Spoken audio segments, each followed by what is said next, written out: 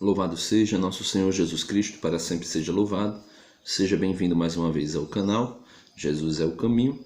E hoje gostaria de trazer também uma reflexão sobre um determinado vídeo da deputada Ana Campanhoto.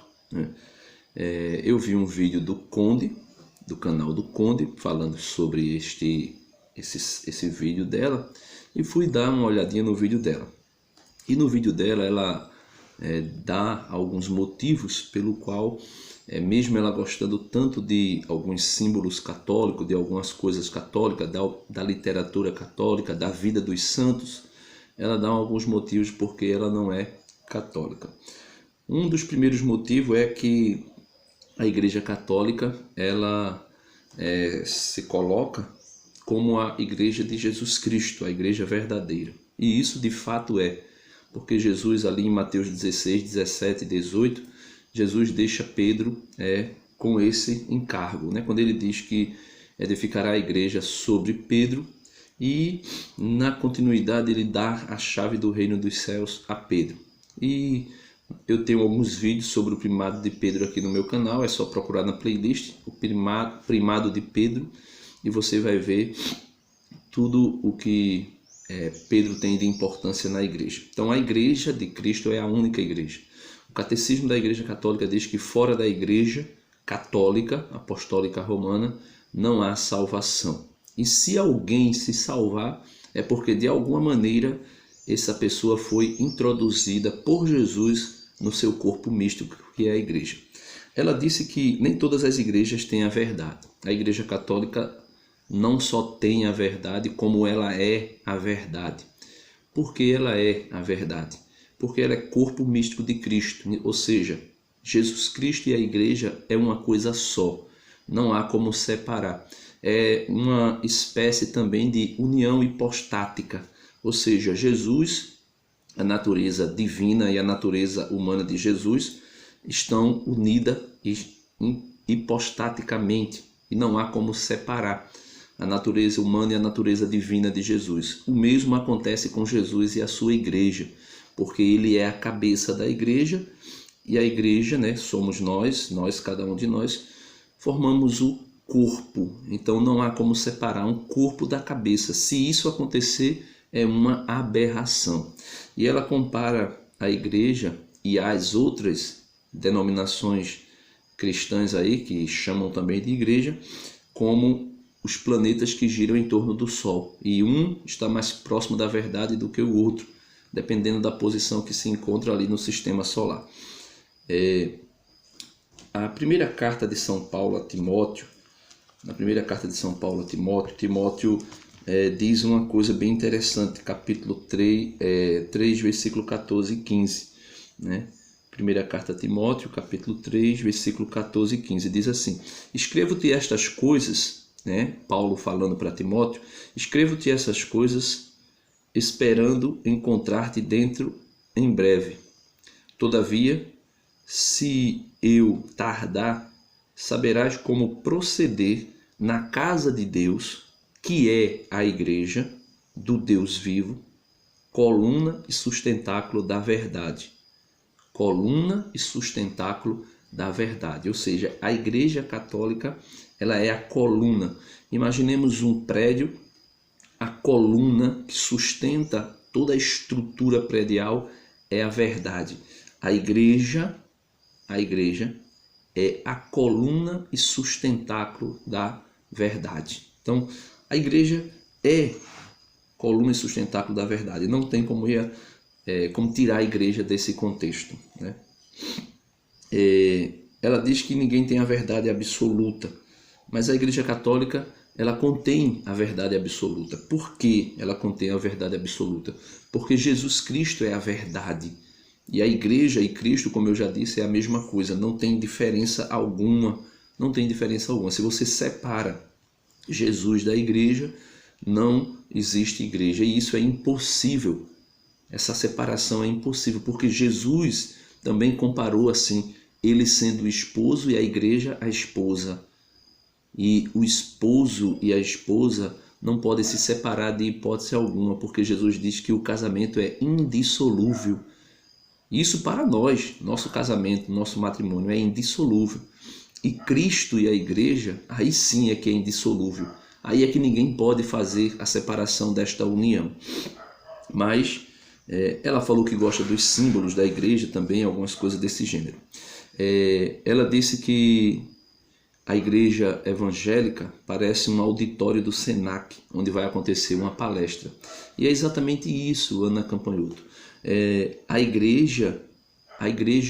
Nossa igreja, a igreja católica e as demais igrejas católicas, né, elas são um exemplo, um modelo daquilo que o próprio Deus, em 1 Reis, capítulo 6, capítulo 7 e capítulo 8, o próprio Deus deu a Salomão como modelo para a construção do templo. E lá, se você ler 1 Reis, capítulo 6, capítulo 7, capítulo 8 todo, você vai ver Deus dando as instruções de como construir o templo. E lá ele vai estar dizendo fazer imagens de querubins para colocar no Santo dos Santos, colocar nas paredes, fazer imagens esculpidas nas portas, fazer imagens bordadas nas cortinas do templo, tudo isso.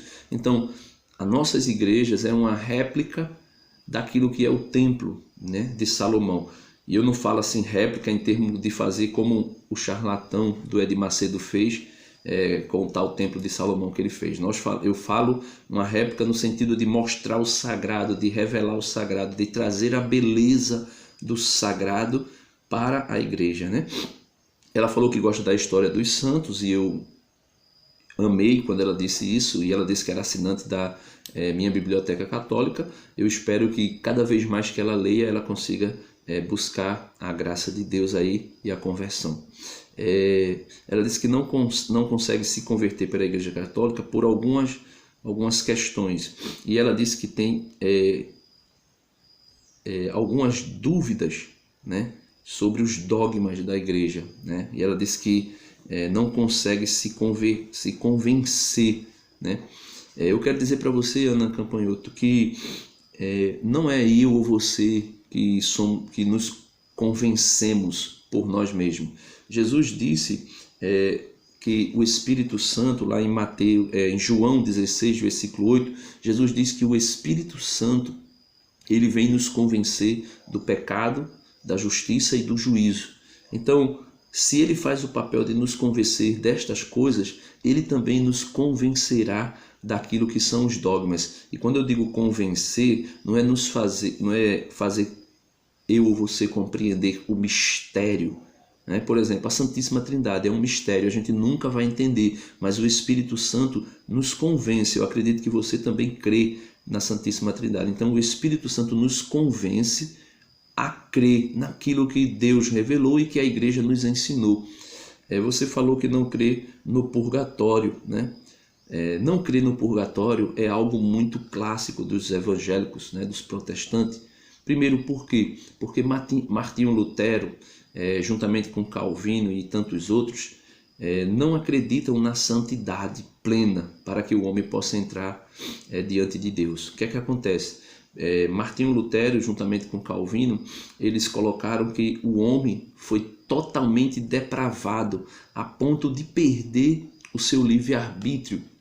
E perdendo o seu livre-arbítrio, o homem não possui nada, absolutamente nada que seja bom em si. Ou seja, o homem não é bom em si, segundo o que Calvino e Lutero diz quando a doutrina da depravação total caiu sobre o homem depois do pecado original. A Igreja Católica não crê que o homem foi depravado totalmente depois do pecado original. A nossa vida, a nossa humanidade foi sim inclinada, né, pela concupiscência, aquilo que Paulo nas suas cartas chama de concupiscência, ao mal. Foi inclinada, passou a ter uma inclinação pelo mal, e por isso nós precisamos da graça de Cristo para não fazermos somente o que é ruim. Como Paulo mesmo diz na carta aos Romanos, no capítulo 7, ele diz: eu penso em fazer o bem que quero, mas acabo fazendo o mal que não quero, né? Ele diz: o desejo de fazer o bem está em mim, mas o de realizá-lo não. Ou seja, porque nós desejamos fazer o bem, mas na verdade a nossa inclinação maior é pelo mal, consequência da concupiscência que ficou em nós mediante o pecado original. E ela diz que não crê no purgatório é exatamente por esse motivo, porque se você não crê que é possível a santidade, então você não vai conseguir crer no purgatório, que podemos dizer que seria o estágio final da purificação, né, do homem para poder entrar na presença de Deus e ter uma visão beatífica de Deus. Então, no purgatório acontece exatamente isso, essa purificação final. Paulo, escrevendo aos Coríntios, como já foi posto, acredito para você, ele falou de uma última provação final, onde as nossas obras serão passadas pelo fogo e nós seremos salvos como que passando pelo fogo. Esse fogo é o fogo do Espírito Santo. Lembrando, o purgatório não é um lugar. Quando nós pensamos no purgatório como um lugar, aí a gente começa a pensar que tem 3 lugares como destino para a alma: o inferno, o purgatório e o céu. Mas o purgatório não é um lugar, como também os demais não é um lugar físico, mas são estados de espírito. Céu, inferno, purgatório são estados da alma, né? Então, onde onde nós podemos ver, contemplar Deus face a face, aí é o céu. Se nós formos privados da presença de Deus na eternidade, nós estaremos no inferno. E depois da morte, logo após a morte, quando nós não conseguimos ver Deus com a sua visão beatífica, nós estamos aí no purgatório recebendo as últimas purificações. Aquilo que Zaqueu falou quando Jesus entrou na sua casa, ele disse: Senhor, assim, quando ele se converte, quando ele percebe a presença de Jesus e ele toma Jesus e aceita Jesus como Senhor e Salvador da sua vida, Zaqueu diz o seguinte: Senhor, se eu defraudei a alguém, aqueles que eu defraudei, eu irei devolver 4 vezes mais. Ou seja, essa reparação do pecado que Zaqueu decide fazer em vida, para muitos, ela só pode ser feita depois da morte, né? Ou seja, essa reparação que é feita depois da morte mediante o purgatório, né? Outra questão que ela falou foi a respeito da transubstanciação. A transubstanciação, ela diz que não consegue crer na transubstanciação porque não conseguiu compreender ainda o mistério. Eu vou ler um trechinho aqui do Evangelho de São João, capítulo 6, versículo 52 ao 56. Ele diz assim, isso aqui é clássico, né? Os protestantes, eles não conseguem crer na transubstanciação por 2 motivos básicos. Eles têm a mesma dúvida que os judeus tinham na época. Esse contexto do Evangelho de João, capítulo 6, é um discurso que Jesus fez sobre Cafarnaum, porque os judeus, eles se arrogavam de ter comido o pão descido do céu, que era o maná. E Jesus vem dizer que o maná não era o pão do céu. O maná sim, era um símbolo, um ícone do verdadeiro pão do céu. Por isso está em Hebreus, capítulo 9, versículo 4, dizendo que foi conservado na Arca da Aliança um recipiente com o maná, né? Esse maná simbolizava a Eucaristia e por isso está reservado lá, né? Em Hebreus capítulo 9, versículo 4, a vara de Arão, as tábuas dos mandamentos e o maná. Então esse maná era um símbolo, era um sinal, era uma tipologia do verdadeiro pão do céu, que é Jesus. E veja o que acontece aqui com os judeus. Quando Jesus disse, né, no versículo 51, Jesus disse: eu sou o pão vivo descido do céu. Quem come deste pão viverá para sempre. O pão que eu darei é a minha carne para a vida do mundo. Aí os judeus, quando ouviram Jesus dizer que ele era o pão vivo descido do céu, os judeus discutiam entre si, dizendo: como esse homem pode dar-nos a sua carne a comer?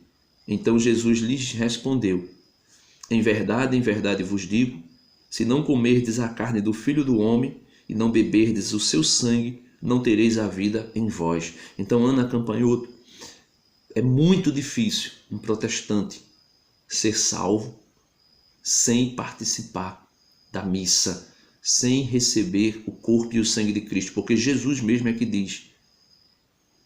Jesus mesmo é que diz: em verdade vos digo, se não comerdes a carne do Filho do Homem e não beberdes o seu sangue, não tereis a vida em vós.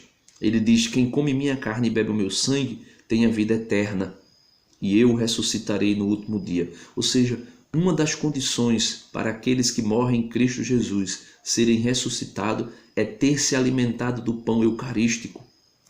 Pois minha carne é verdadeiramente comida e o meu sangue é verdadeiramente bebida. Quem come minha carne e bebe o meu sangue permanece em mim e eu nele. Ou seja, por isso a Eucaristia é chamada de comunhão, porque na ceia eucarística nós entramos em uma comunhão plena com o nosso Senhor Jesus Cristo. Por isso, quando nós recebemos a Eucaristia, ali Jesus está dentro de nós. Não há comunhão maior que o homem possa fazer que não seja recebendo Jesus na Eucaristia.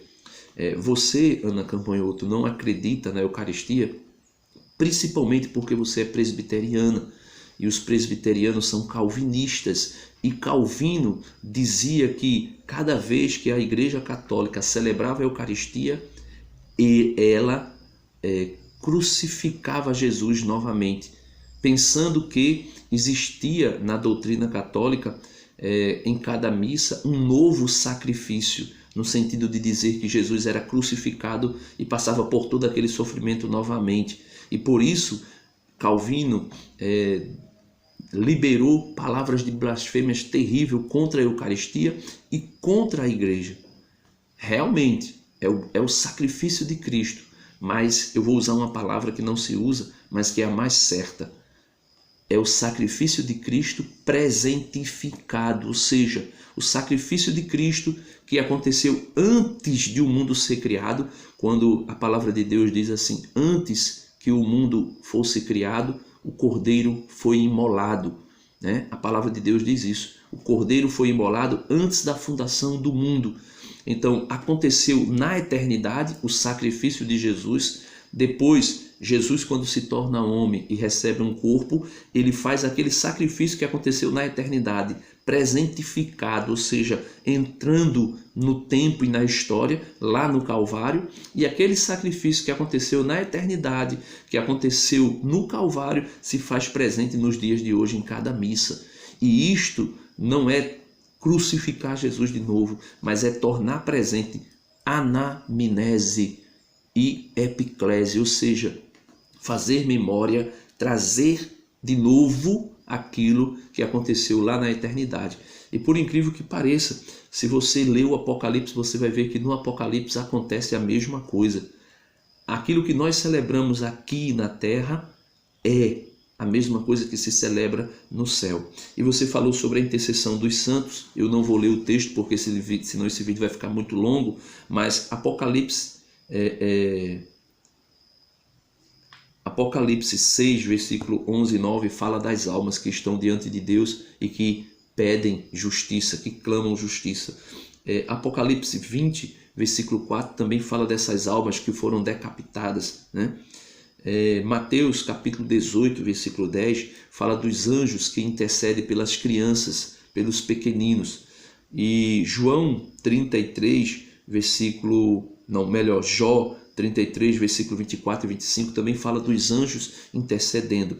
Ou seja, quando nós morrermos e quando nós ressuscitarmos, ou quando nós morrermos e automaticamente a nossa alma entrar na presença de Deus, depois de passar pelo purgatório, alguns, nós seremos como os anjos de Deus, porque uma vez os fariseus, os saduceus, que não acreditavam na ressurreição, fizeram uma pergunta a Jesus, de quem uma mulher que casou com 7 irmãos seria esposa na ressurreição, na vida eterna. E Jesus disse que de nenhum deles, porque no céu nem os homens se casam, nem as mulheres se dão em casamento, mas na verdade são todos como anjos de Deus. Então, no céu, minha irmã, existe agora na eternidade, agora nesse momento que você está vendo esse vídeo, se você vê, mas eu acredito que você verá esse vídeo, nesse momento agora em que você está me ouvindo, existe no céu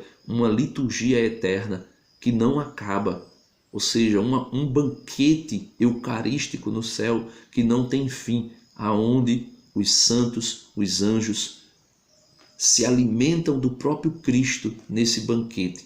Ou seja, é uma missa que acontece no céu. E essa missa que nós participamos aqui nos une com a igreja triunfante, que já são os santos que estão no céu, nos une com a igreja também padecente que estão no purgatório, não que os do purgatório participem desta liturgia ou da liturgia terrena, mas por meio das nossas orações eles também estão unidos a nós nessa liturgia. E todas as vezes quando se celebra uma missa, segundo alguns místicos da Igreja Católica, alguns santos, os anjos descem para a terra e ficam ao redor dos altares, e ali eles contemplam o pão dos anjos, o pão do céu. Então, minha irmã, você disse que se adapta melhor na igreja presbiteriana, mas é porque você não está disposta a pagar o preço de sair da igreja protestante e ser criticada. Mas pague esse preço, porque Jesus disse: quem come a minha carne e bebe o meu sangue viverá eternamente. Então, se você quer viver eternamente, se você quer ser salva, pule deste bote salva-vidas aí que está furado, pule de novo para dentro da barca de Pedro, porque somente na barca de Pedro há salvação. E fora da barca de Pedro, o mar é bravio e devora todos aqueles que se dispuserem a sair da barca de Pedro e se aventurar no mar. Por isso eu digo a você, por amor à sua alma, volta para a barca de Pedro, porque somente nela nós conseguiremos ser salvos. Deus abençoe você, espero que você um dia escute esse vídeo. Se você escutar, que você possa perceber que a minha fala aqui não foi para lhe acusar de nada, mas para dizer a você: desperta, Jesus está voltando e somente na barca de Pedro nós conseguiremos ser salvos.